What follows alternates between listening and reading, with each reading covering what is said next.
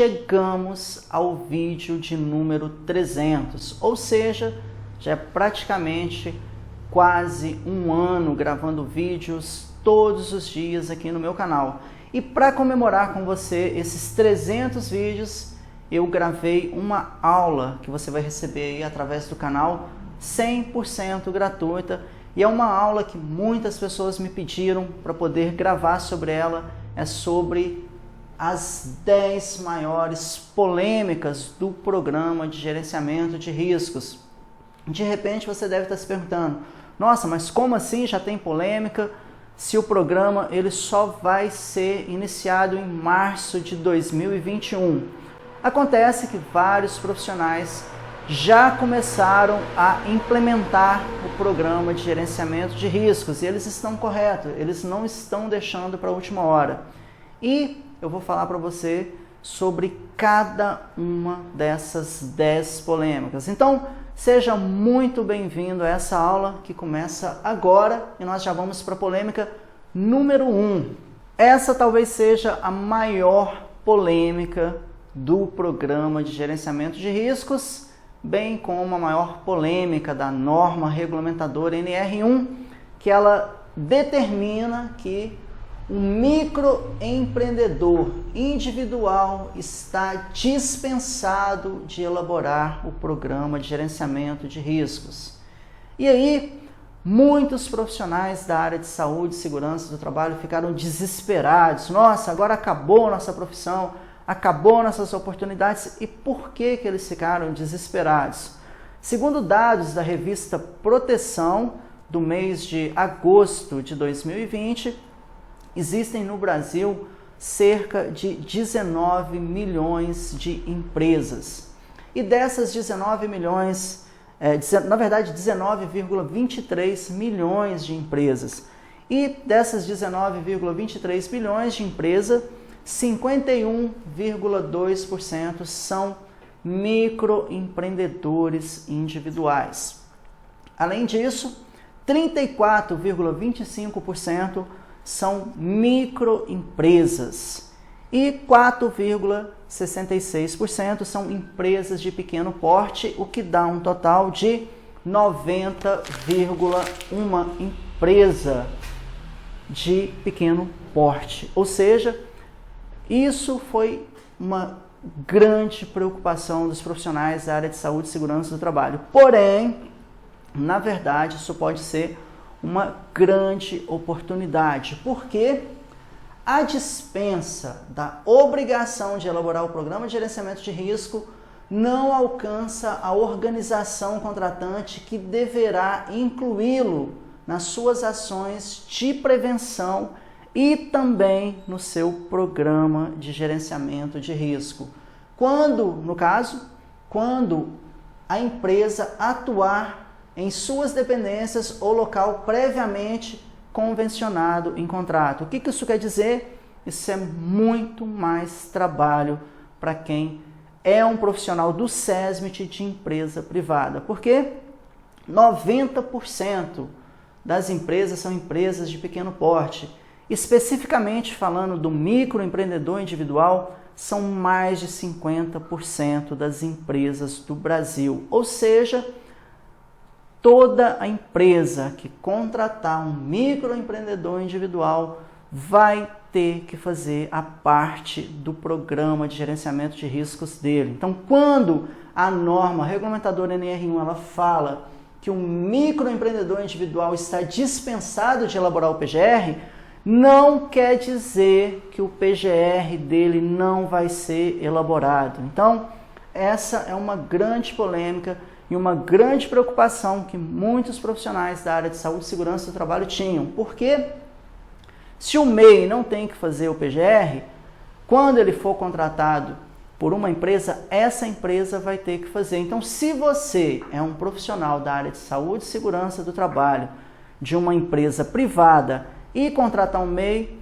já pode se preparar, porque você vai ter que fazer o programa de gerenciamento de riscos dele. Não está escrito que é você, que é um técnico de segurança, que é um engenheiro de segurança, que vai ter que fazer, mas fica bem claro para nós profissionais de saúde e segurança do trabalho que alguém da empresa privada vai ter que fazer o programa de gerenciamento de riscos do microempreendedor individual. Então, para a gente acabar com essa polêmica aí, o MEI está dispensado de elaborar o PGR, o que não quer dizer que ele não vai ter um PGR. Então, toda vez que você tiver um terceiro na sua empresa que seja um microempreendedor individual, você vai ter que elaborar o programa de gerenciamento de risco dele e bem como incluir as ações de prevenção da sua empresa. Você vai ter que incluir ele.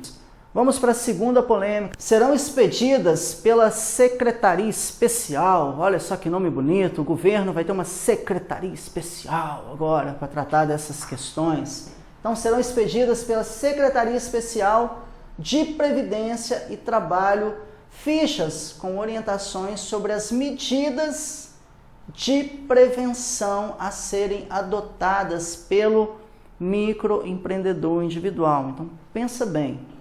Ainda que o microempreendedor individual esteja dispensado de elaborar o programa de gerenciamento de riscos, ele não está dispensado de ações, de medidas de prevenção em matéria de saúde e segurança do trabalho.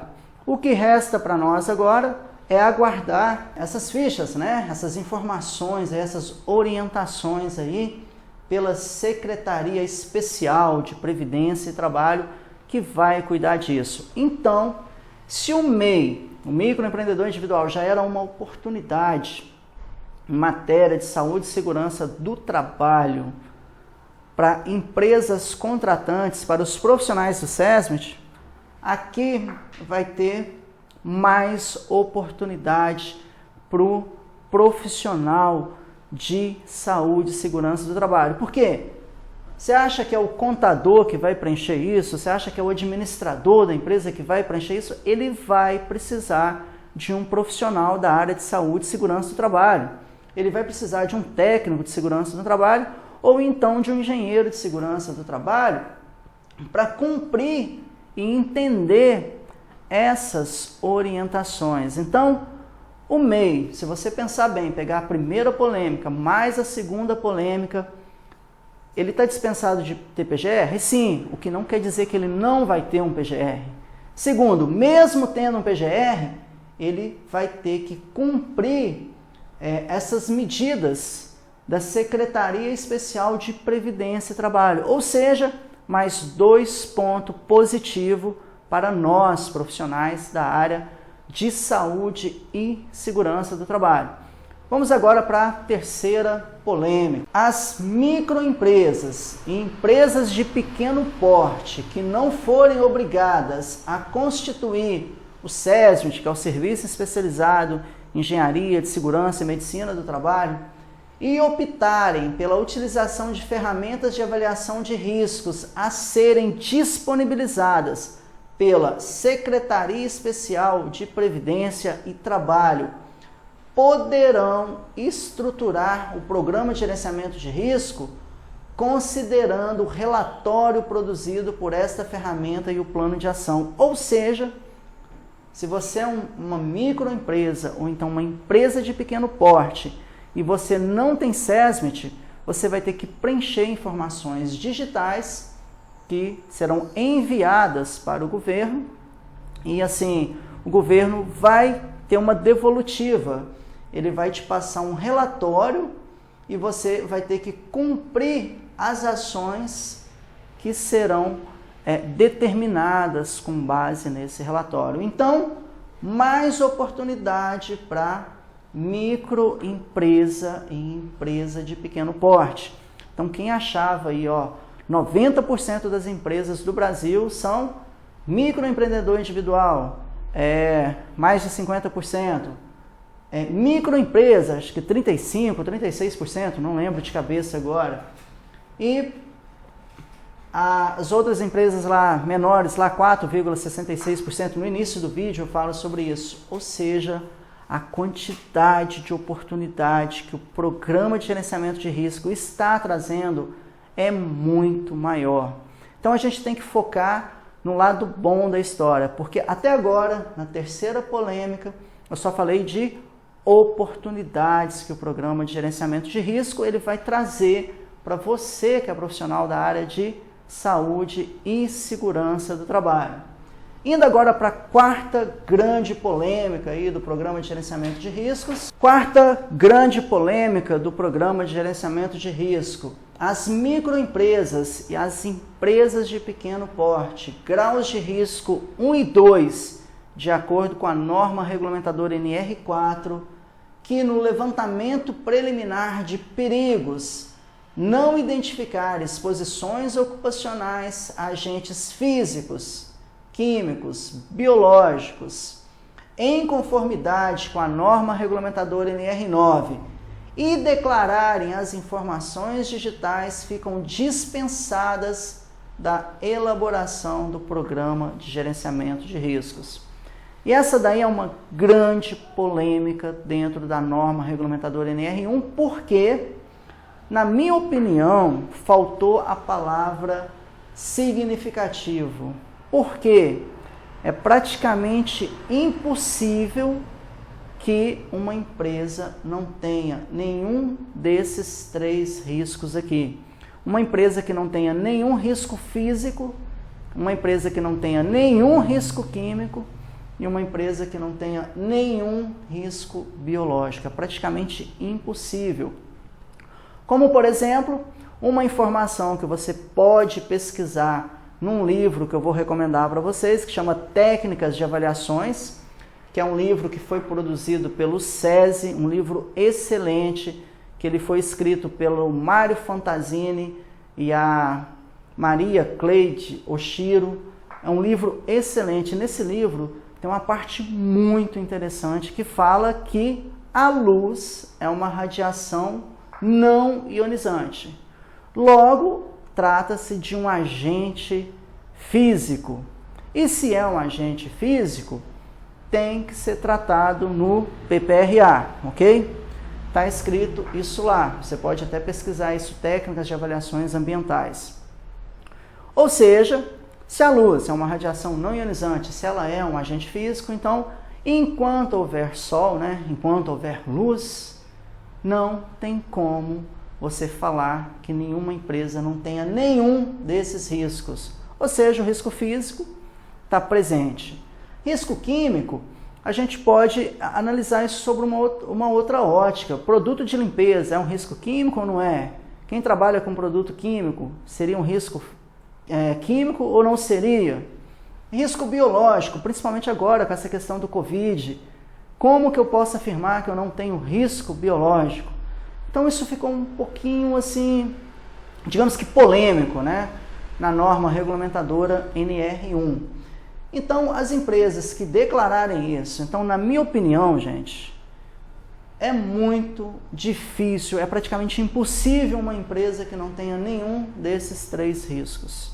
Praticamente impossível. Eu desconheço alguma empresa que não tenha pelo menos um risco físico, ok?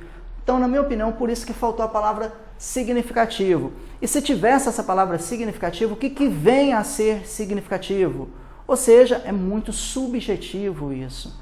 Então essa é a quarta grande polêmica da norma regulamentadora NR1, que fala do programa de gerenciamento de riscos. Quinta polêmica: as informações digitais de segurança e saúde do trabalho declaradas devem ser divulgadas junto aos trabalhadores. Isso lembra muito o PPRA, não lembra? Que tem um item lá que fala que os trabalhadores devem ser informados do resultado das medições. E aqui, nesse item aqui da norma, é praticamente a mesma coisa, que fala que essas informações digitais de segurança e saúde do trabalho têm que ser divulgadas. Toda vez que aparece a palavra devem na norma regulamentadora NR1, trata-se de um item obrigatório, ou seja, não é um item opcional. Então, se tem que ser divulgado para os trabalhadores, mais um ponto para a saúde e segurança do trabalho. Porque imagina que você preencheu as informações digitais lá para o governo te devolveu, através de uma ferramenta, um plano de ação lá, e aí você vai ter que mostrar para o trabalhador. Imagina se a empresa declarou que não tem nenhum risco e o trabalhador sabe que está exposto lá aos riscos, como que ele vai receber isso? Ou seja, é um ponto positivo para a área de saúde e segurança do trabalho, de modo que o trabalhador ele seja de fato informado sobre quais os riscos que ele está exposto. Então, isso daqui tornou um ponto polêmico, né? Porque se a empresa, por algum motivo, ela quiser alterar algum resultado de modo que ela não tenha nenhum risco, essa informação vai ter que chegar para o trabalhador. Então, isso daí foi um grande avanço, é um pouco polêmico também, mas foi um grande avanço da norma regulamentadora NR1. Vamos para a sexta polêmica. A dispensa prevista na norma regulamentadora NR1, ela é aplicável quanto à obrigação da elaboração do programa de gerenciamento de risco apenas. Ou seja, quando a norma regulamentadora NR1 ela fala em dispensa, é apenas em relação ao programa de gerenciamento de risco. Isso só vale para o programa de gerenciamento de risco.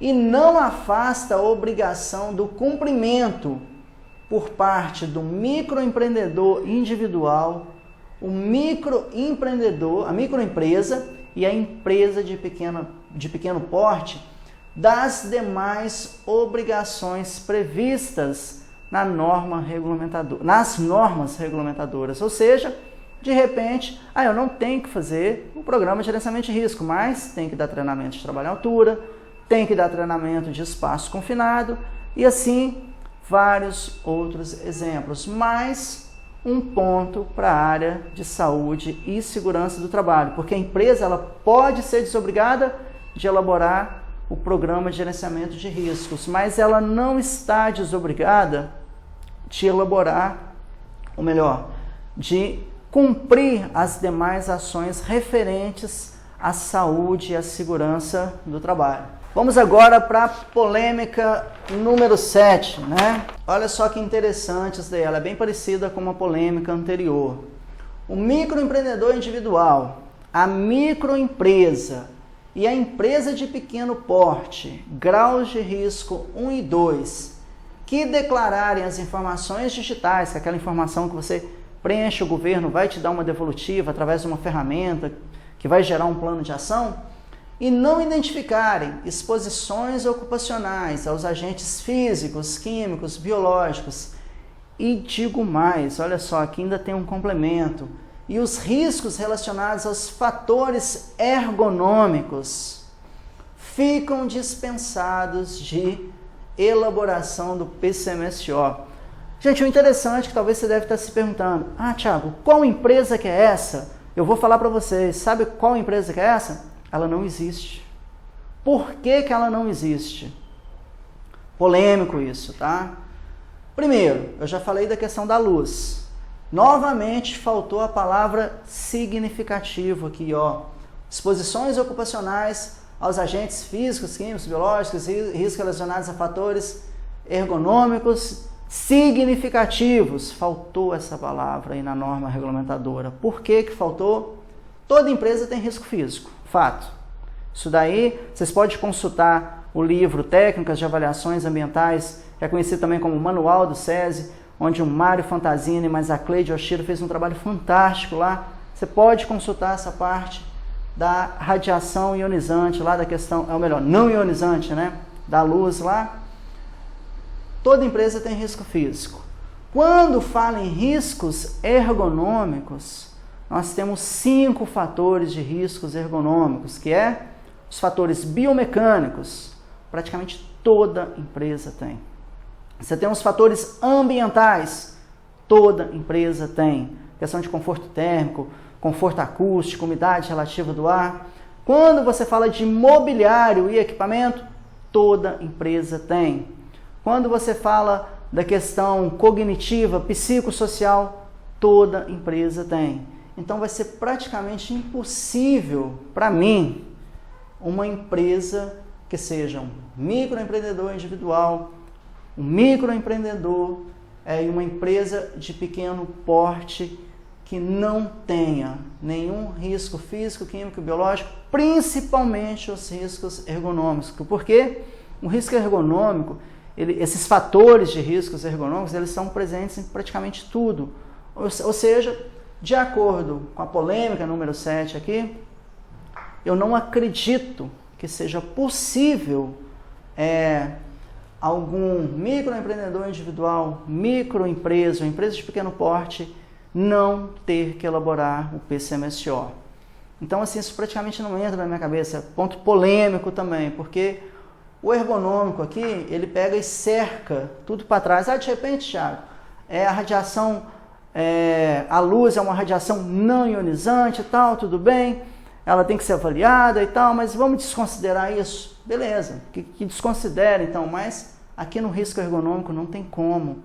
São 5 fatores aí, que pelo menos 2 ou 3 deles, toda empresa vai ter esse fator de risco. Por isso que eu falo que faltou a palavra significativo nesse trecho aqui da norma, que é a nossa polêmica número 7. Vamos agora para polêmica número 8. Polêmica número 8, essa polêmica mesmo, viu? De acordo com a norma regulamentadora NR1, a dispensa do PCMSO não desobriga a empresa da realização dos exames médicos e emissão do atestado de saúde ocupacional, que é conhecido pela sigla ASO. E aí eu me pergunto, se não tem o PCMSO, esse ASO vai ser feito com base em quê? Em quais riscos? Então, assim, é um ponto polêmico também. Eu lembro que teve muita conversa sobre isso. Pessoal, relembrando, eu não estou aqui para criticar a norma, não estou aqui para defender a norma, eu estou apenas falando quais são as 10 maiores polêmicas em relação ao programa de gerenciamento de risco que temos até o momento. Pode ser que amanhã tenhamos muito mais polêmicas, aí na hora que o pessoal de fato começar a elaborar e executar o programa, né? Indo para a reta final, a polêmica número 9, o empregador é o responsável pela prestação das informações previstas nos subitens 184 e 186. Só para você relembrar o que esses subitens eles falam. O item 18.4, ele fala que as empresas que não apresentarem riscos físicos, químicos e biológicos, o que na minha opinião é algo praticamente impossível, elas estão desobrigadas de elaborar o programa de gerenciamento de risco. As empresas que não identificarem riscos físicos, químicos, biológicos e ergonômicos, o que na minha opinião é mais impossível ainda, elas estão desobrigadas de elaborar o PCMSO. Porém, quem que é o responsável por isso daqui? É o empregador, é o proprietário da empresa, é o dono da empresa. Quem que ele vai ter que contratar para orientar no preenchimento dessas informações? Um profissional de saúde e segurança do trabalho. É polêmico porque eu não acredito que nenhuma empresa não tenha nenhum risco físico, químico, biológico ou ergonômico. E aí tem um ponto que ele ficou um pouco obscuro aí no programa de gerenciamento de risco, que nenhum desses 2 itens aqui ele fala em risco de acidente. Então, isso foi uma grande polêmica também. Por quê? Falaram do PGR, tudo bem. Falaram do PCMSO, tudo bem, mas e o risco de acidente nesses 2 itens aqui, especificamente falando? Em outros itens do PGR fala, mas nesses 2 itens aqui não foi mencionado a questão do risco de acidente, outro ponto polêmico também. Polêmica número 10. Qual empresa não tem nenhum risco físico? Vamos lá? Volto a falar novamente que a luz é uma radiação não ionizante. Logo, trata-se de um agente físico. Se é um agente físico, faz parte do programa de gerenciamento de riscos. Riscos químicos. Pessoal, Nem toda empresa tem uma faxineira, nem toda empresa tem um auxiliar de serviço geral que é responsável pela limpeza daquela empresa. Tem empresas que tem empresa que não. Mas toda empresa tem que limpar o seu ambiente de trabalho, isso é fato. Ainda que você não tenha uma faxineira, um ajudante que cuida da limpeza, todo mundo utiliza detergente, de repente utiliza uma água sanitária. E aí estamos falando de produto que você pode ter contato dérmico. Se você misturar produtos químicos, você pode ter a liberação de gases tóxicos. E olha que eu estou falando de produtos domésticos. Eu não consigo imaginar uma empresa que não tenha sabão, que não tenha um sabonete, que não tenha um detergente, um desinfetante, uma água sanitária. Então, toda empresa tem risco químico. Infelizmente, com essa questão da pandemia, os agentes biológicos, a questão do Covid-19 aí, cresceu exponencialmente, como é o comportamento do crescimento de micro-organismos. Qual empresa hoje? Estou gravando esse vídeo aqui em setembro de 2020. Qual empresa hoje que pode garantir que não tem nenhum agente biológico, que não tem nenhum vírus, nenhuma bactéria? Qual empresa que pode afirmar isso? Risco ergonômico, gente. Qual empresa que não tem um fator biomecânico? Será que você não tem que levantar nada, pegar algum peso, alguma coisa? Eu não consigo imaginar. Um escritório, você tem que, às vezes, arrastar uma mesa, pegar uma cadeira. Então, a questão biomecânica. Então, praticamente toda empresa tem. A questão dos fatores ambientais, conforto térmico, conforto acústico, umidade relativa, velocidade do ar, ou seja, toda empresa tem que considerar isso. A questão mobiliário e equipamento, se você tem uma cadeira, se você tem uma mesa, se você tem uma bancada, se você tem uma janela, ou seja, isso tudo você tem que considerar. Tá, o que mais? Questão cognitiva, psicossocial. Todo mundo hoje trabalha sob pressão. E essa pressão ela é repassada de funcionário para funcionário, ou seja, não é à toa que tem essa quantidade aí de doenças que estão relacionadas à questão psicológica. Então, praticamente toda empresa tem. E um item que não foi tão bem abordado no item 1.4 e 1.6 é em relação ao acidente. Toda empresa tem risco de acidente.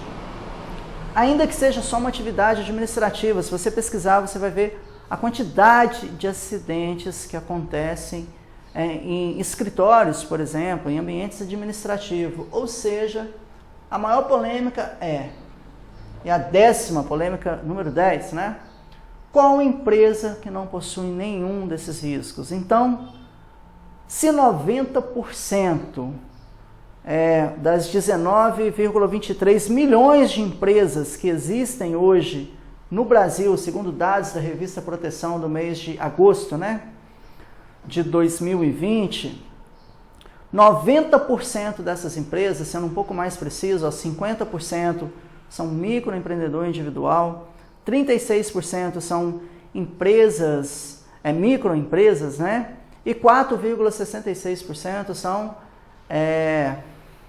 empresas de pequeno porte. Vai ter que fazer isso tudo que eu acabei de falar nessas 10 polêmicas. Olha o tamanho da oportunidade que os profissionais de saúde e segurança do trabalho eles vão ter. É claro que para aqueles profissionais que estiverem preparados, aqueles profissionais que resolverem estudar, buscar esse mercado. Então chegamos ao final dessas 10 polêmicas.